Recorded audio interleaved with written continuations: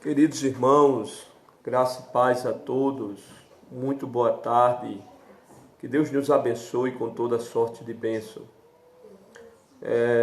Nesta tarde, queridos, nós resolvemos estarmos fazendo esse momento aqui de um bate-papo na questão bíblica, a questão do Evangelho de Jesus. Hoje nós vamos trabalhar um texto conhecido demais, né? Igual Matuto, demais da conta. É um texto que está escrito, o salmista, né? Salmos, como os irmãos sabem, eram hinos, né? Eram hinos cantados, né? Salmos eram hinos cantados. E nós vamos salmodiar com o hino, ou com o Salmo 23. O Salmo 23, nós vamos meditar nele, não seremos muito longo, mas pelo menos o primeiro e o segundo versículo, nós vamos fazer aqui uma análise dentro do tempo proposto que a gente tem, porque fazer uma análise de um texto como o Salmo, apesar dele ser pequeno em escrita, ele é muito profundo em entendimento. Então, este salmo ele é pequeno no contexto de escrita, mas ele é muito profundo, de maneira que não se engane. Por ele ser pequeno, não significa dizer que você, ao meditar, ao estudar, buscar a profundidade do texto, você se encontrará com um tempo um pouco demorado para interpretar esse texto, né? Então nós vamos aqui no livro de Salmos, né? No livro dos Salmos, está no meio da Bíblia, tá? É o Salmo 23. Eu vou ler o Salmo todo e depois nós vamos trabalhar o texto. Esse Salmo ele só tem 6 versículos, né? Na verdade ele só tem 6 versículos. E ele começa dizendo o seguinte: o Senhor é o meu pastor e nada me faltará.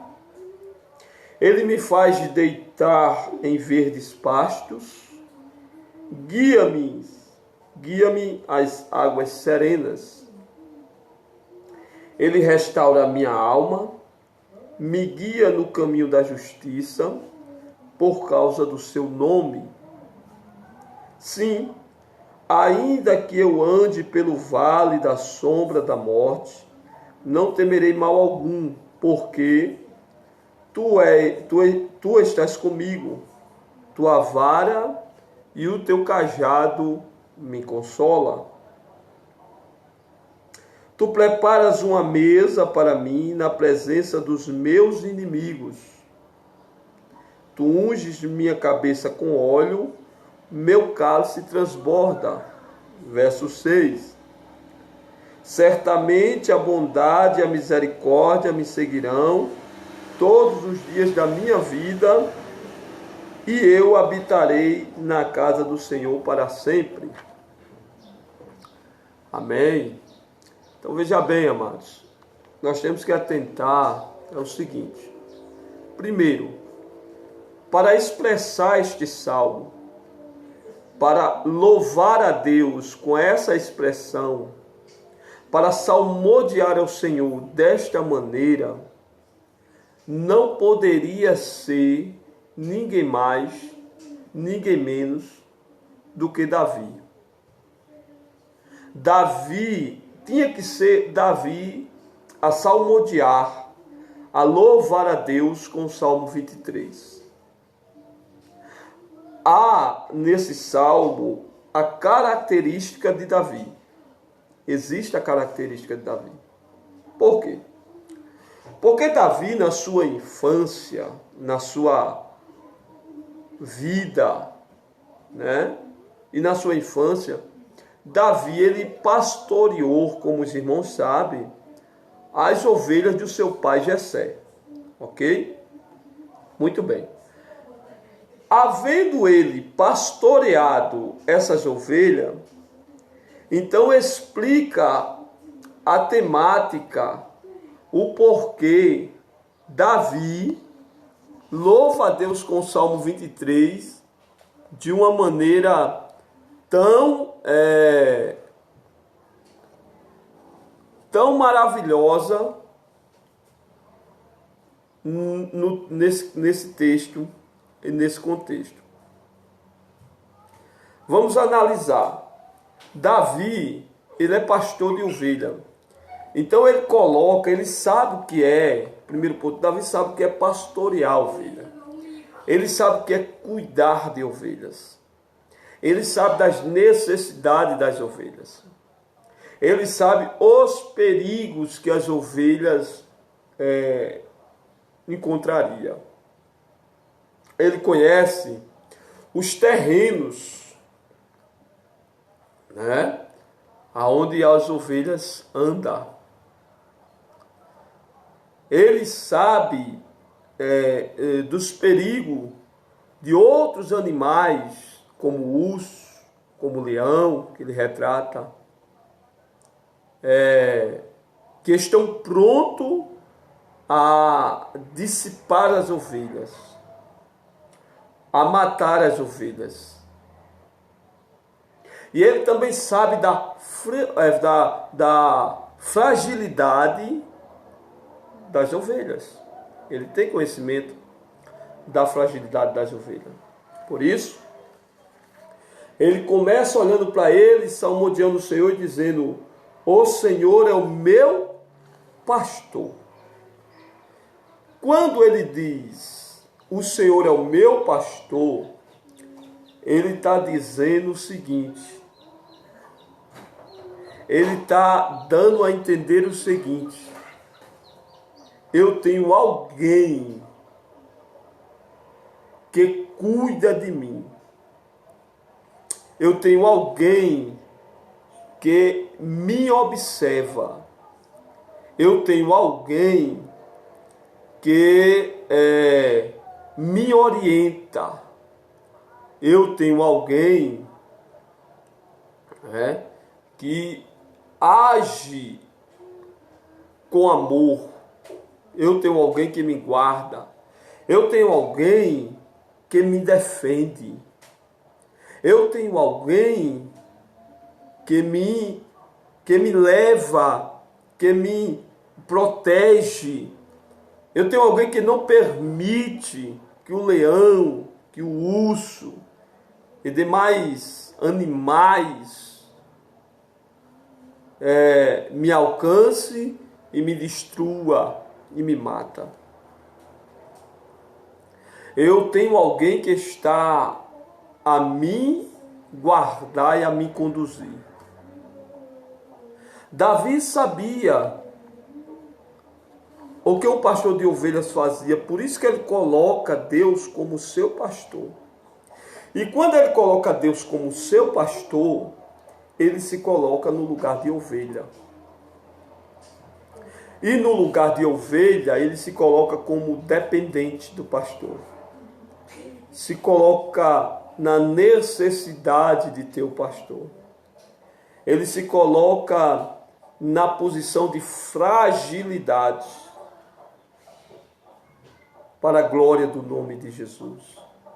E ele diz assim: o Senhor é o meu pastor e nada me faltará. Ou melhor, numa melhor tradução, o Senhor é meu pastor e de nada eu tenho falta, ou eu sinto falta. Há quem diga pega esse texto e diga assim: olha, está vendo, irmão? O Senhor é o seu pastor, então não me falta nada e não lhe falta nada. Não lhe falta bênção, não lhe falta luta, não me falta dores, não me falta... E ele vai dizendo que não nos falta nada, porque Deus é o nosso pastor e a promessa é que não faltaria nada. Mas se nós formos fiel ao texto, que Davi está dizendo o Senhor é o meu pastor e de nada eu tenho falta. E isso é muito mais profundo. Porque ele está dizendo, o Senhor é o meu pastor Mas nele, no pastor, em Cristo, no Senhor, eu não sinto falta de nada. Pode me faltar tudo, mas a presença dele me enche, me restaura. Oh glória! A presença dele me faz andar no meio dessas lutas, dessas dificuldades. A presença dele me faz ter fé, esperança, alegria. A presença dele, ainda que me falte tudo, não me deixa cabisbaixo, abatido, triste, sem direção, perturbado, porque eu posso ter falta de tudo aqui, mas nele eu não tenho falta de nada, porque ele é quem supre as minhas necessidades, especialmente as minhas necessidades espirituais. Louvado seja Deus. Então, nele, em Cristo, no Senhor, eu não tenho falta de nada. Ainda que me falte muita coisa, em Cristo eu não tenho falta de nada. Nele eu estou guardado, amparado, cuidado, abraçado, amado. Nele eu estou protegido. Nele eu estou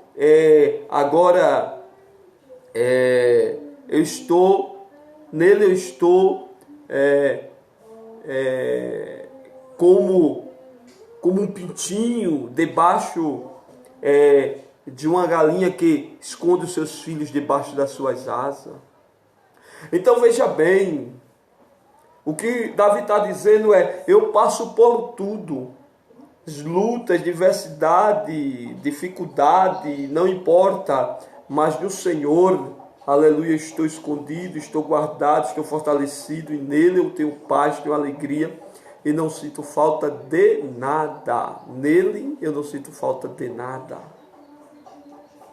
Glória a Jesus por isso.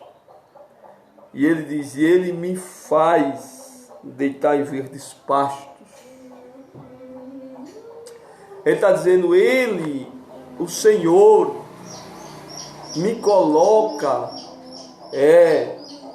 em pastos verdejantes, em lugar em que eu possa vivenciar o melhor de Deus, não para mim, mas o melhor de Deus para a minha vida espiritual e não na questão secular da vida.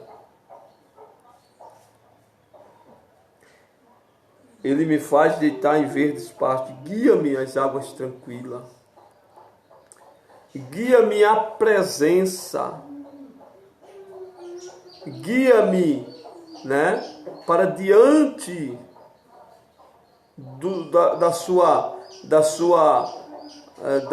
presença. A fonte, a água que traz bálsamo, a presença de Deus. O seu Espírito que habita no homem, que está no homem, que mora, que o homem é casa desse Espírito, e é o Espírito Santo. E ele restaura, e vem o texto 3, ele restaura a minha alma. Isso fala de cuidar do interior e não do exterior. Fala do prazer que Deus tem em que a nossa alma, louvado seja Deus, a nossa alma possa ter paz nele, ter paz em Deus, ter paz em Cristo.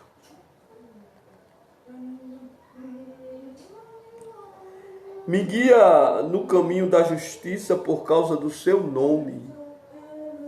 Me guia no caminho certo. Me orienta, me guia no caminho correto. Não ando no caminho com Cristo ou em Cristo, ou no caminho de Cristo, porque eu posso, porque sou cara, porque eu tenho. Não. Nós andamos porque Ele mesmo nos guia. É isso que o texto diz. E o texto vai dizer interessante. E Ele faz tudo isso não porque há merecimento em mim, porque eu mereço, porque eu sou merecedor disso ou daquilo da parte. Não, o Senhor faz tudo isso por amor ao nome dEle. Você está entendendo a profundidade do texto bíblico?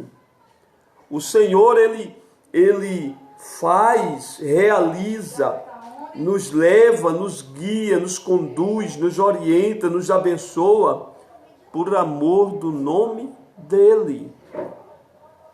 Não é por um merecimento humano, eu mereço, eu tenho um merecimento negativo. É por amor ao nome dEle. Verso 4. Sim, ainda que eu ande pelo vale da sombra da morte, não temerei mal algum, porque tu estás comigo, tua vara e teu cajado me consolam. E aqui ele se aprofunda. Ele diz, ainda que eu ainda que eu ande pelo vale da sombra da morte, eu não temerei mal algum. Por que eu não temerei? Porque eu sou cara, porque eu sou... Não, porque eu tenho a certeza, é isso que ele está dizendo, que tu estás comigo. Tu és o meu pastor e tu não me desampara. É justamente nos momentos cruciais que o Senhor está comigo para que se realize a tua vontade, não a minha vontade. A minha vontade é uma, mas todavia a tua vontade seja permanente, seja realizada, seja a única a ser exercida. Glória a Deus. Ainda que eu ande pelo caminho, ainda que ande pelo vale da sombra da morte, eu não terei medo. Glória, aleluia, porque o Senhor está comigo. Coisa maravilhosa. É ter a certeza, irmão, que o Senhor está conosco. Não é ter a certeza quando tudo está bem. Não é ter a certeza quando tudo está legal. Não é ter a certeza quando tudo vai bem, obrigado. É ter a certeza que Ele está comigo nos montes e Ele está comigo nos vales. E que Ele está mais comigo nos vales do que nos montes. E por que, Alzair? Porque no vale eu sempre busco estar com Deus. No monte eu dificilmente busco estar com Deus. Ele está comigo nos vales, Ele está comigo no monte, para a glória do nome dEle.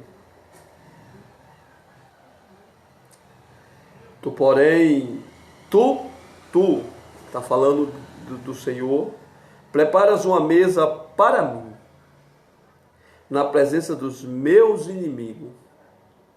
Tu unges a minha cabeça com óleo e o meu cálice transborda. E ele aqui agora mostra 3 pontos interessantes. Tu preparas uma mesa para mim. Fala de comunhão. Essa mesa, permita-me eu entender desta maneira. Essa mesa não está falando de bênçãos naturais, físicas, coisas desse tipo. Essa mesa fala de comunhão. Ele está dizendo, o Senhor prepara comunhão entre mim e ti na presença dos meus inimigos. Eles olham para mim e eles conseguem ver que em mim há uma comunhão contigo. Há um Deus na minha vida, há um Deus na sua vida. Esse rapaz, essa moça, rapaz, ele tem algo diferente, há uma comunhão, um Deus com ele. Glória a Jesus. Há uma comunhão, há uma mesa. Frente dos meus inimigos. E unge a minha cabeça.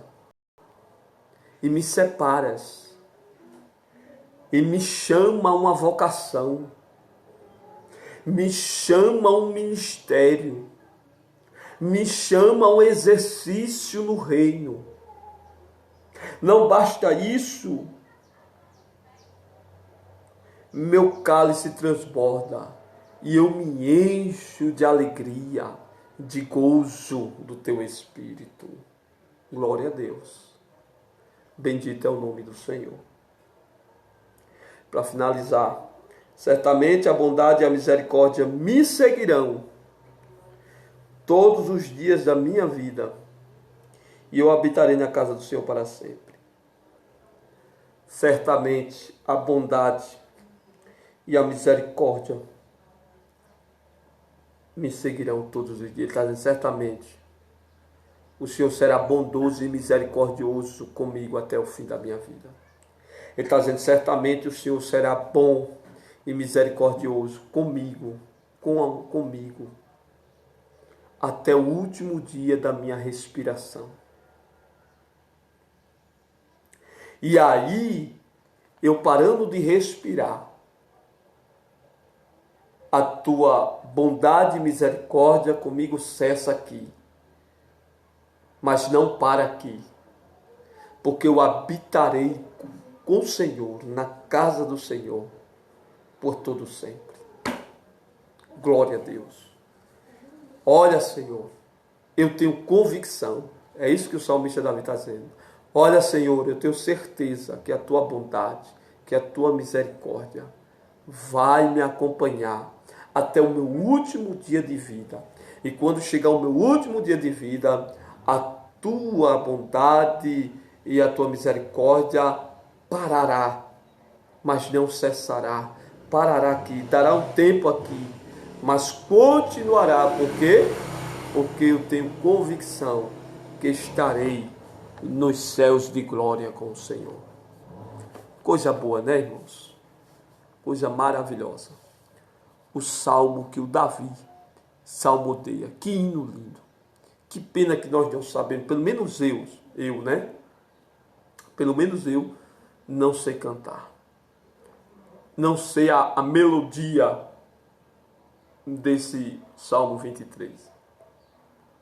Mas que coisa extraordinária. Que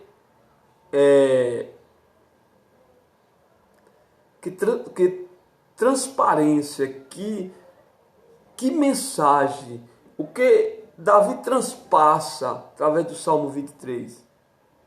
É muito profundo, né, irmãos? Deus abençoe a todos. Nós possamos ficar com esse mesmo sentimento no nosso coração, dizendo, Senhor, Tu és o Deus que cuida, o Deus que guarda, Tu és o Deus que livra, Tu és o Deus que ama, Tu és o Deus que é bom, Tu és o Deus cheio de misericórdia e, Senhor, Tu és o meu Deus. Tu és o Deus que és a verdadeira representação do pastor. Tu és o nosso pastor. Querido Deus, a Ti nós Te louvamos e bendizemos o Teu nome. Te damos graça, meu Senhor, porque o Senhor tem sido bom conosco. Obrigado, Senhor, por essa tarde, por este dia, pela Tua misericórdia e bondade. Obrigado por ser o nosso pastor e ser o melhor pastor, o pastor fiel, o pastor por excelência. Continua nos guiando, nos guardando, nos conduzindo debaixo do Teu pastoreio, Senhor. No nome santo de Jesus. Amém. Meus irmãos, Pai do Senhor, e até a próxima em nome de Jesus.